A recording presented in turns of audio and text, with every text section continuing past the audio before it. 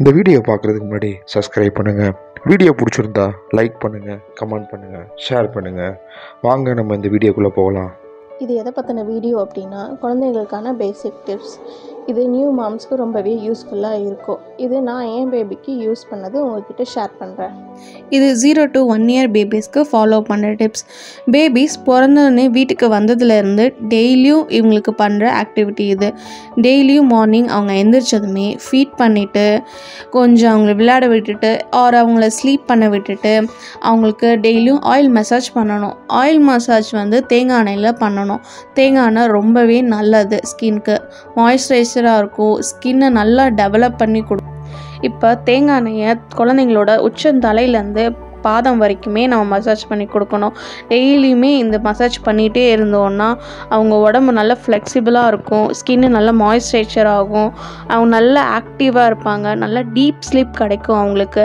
இப்போது ஃபஸ்ட்டு அவங்க உச்சந்தலையில் நல்லா எண்ணெய் வச்சு நல்லா இது பண்ணிக்கணும். நெக்ஸ்ட்டு அவங்களோட நெத்தியில் நல்லா ஆயில் அப்ளை பண்ணி நல்லா அவங்கள அமுத்தி நல்லா மசாஜ் கொடுக்கணும். நெக்ஸ்ட்டு ஐப்ரோஸ்லாம் நல்லா மசாஜ் கொடுக்கணும். அதெல்லாமே அவங்களுக்கு இந்த பிளட் சர்க்குலேஷன்லாம் நல்லா போகும். நெக்ஸ்ட்டு அவங்களோட நோஸு, அப்புறம் அவங்களோட சீக்ஸு, அப்புறம் கழுத்து பகுதி, ஷோல்டரில், அவங்களோட கை, அவங்களோட முட்டி கையில் எல்லாமே நல்லா ஆயில் அப்ளை பண்ணிகிட்டே இருந்தோன்னா வளர வளர அவங்களுக்கு கொடுக்குற அந்த பிளாக் மார்க்ஸ் எல்லாமே இப்போ இருந்தே வராமல் இருக்கும். அப்புறம் அவங்களோட செஸ்ட்டு, ஸ்டொமக்லாம் நல்லா அந்த ஆயில் அப்ளை பண்ணி நல்லா சர்க்கிள் ஷேப்பில் மசாஜ் பண்ணி கொடுத்தோம் அப்படின்னா நம்ம ஃபீட் பண்ணுறப்போ இருக்கிற கேஸ்ட்ரிக் ப்ராப்ளம்ஸ் எல்லாமே அது ரிடியூஸ் பண்ணி கொடுக்கும். நெக்ஸ்ட்டு அவங்களோட கால் நல்லா தொடையிலேருந்து கால் வரைக்கும் நல்லா அவங்கள நீவி விட்டுட்டு 2 காலையும் பிடிச்சி நல்லா சைக்கிள் ஓட்டுற மாதிரி நல்லா அவங்களுக்கு ஒரு ப்ரெஸ் கொடுத்துட்டே இருந்தோன்னா ஒரு 10 செகண்ட்ஸ் அந்த மாதிரி கொடுத்துட்டே இருந்தோன்னா அவங்களுக்கு கால் நல்லா ஃப்ளெக்சிபிளாக இருக்கும். நெக்ஸ்ட்டு அவங்களோட பாதத்தை ஆயில் அப்ளை பண்ணிவிட்டு நம்மளோட 2 பெருவிரலால் நல்லா அந்த ஃபிங்கர்ஸ் அந்த மற்ற இடம்லாம் நல்லா ப்ரெஸ் கொடுத்துட்டே இருந்தோன்னா அவங்க பாடி ஃபுல்லாமே ரெஃப்ரெஷ்மெண்ட் ஆகும். இது பெரியவங்களும் ஃபாலோ பண்ணுறாங்க. நம்ம குழந்தையிலேருந்தே அவங்கள ஃபாலோ பண்ணிட்டோன்னா அவங்க பாடி நல்லா ரெஃப்ரெஷ்மெண்ட்டாகவே இருக்கும். ஆயில் மசாஜ் குழந்தைங்களுக்கு ரொம்பவே மஸ்ட். அவங்க எப்போவுமே நல்ல ரெஃப்ரெஷ்மெண்ட்டாக இருக்கணும்.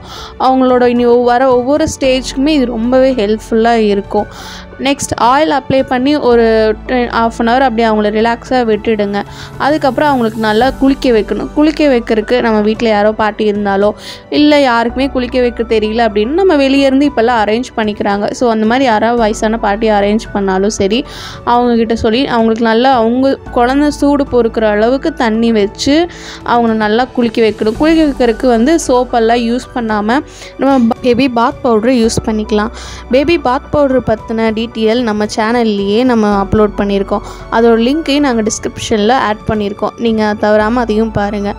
பேபி பாத் பவுடர் யூஸ் பண்ணி குளிக்கிறதுனால குழந்தைங்களோட ஸ்கின்னு நல்லா டெவலப் ஆகும். அவங்களோட ஸ்கின் இப்போ இருந்தே நல்ல ஒரு ஹெல்த்தி ஸ்கின்னாக வரும். எந்த ஒரு ஸ்கின் டிசீஸும் இல்லாமல் அவங்களோட ஸ்கின் நல்ல மாய்ஸ்சரைஸ் ஆகும், ரெஃப்ரெஷ்மெண்ட் ஆகும், ஸ்கின்னும் நல்லா க்ளோ ஆகும் அவங்களுக்கு.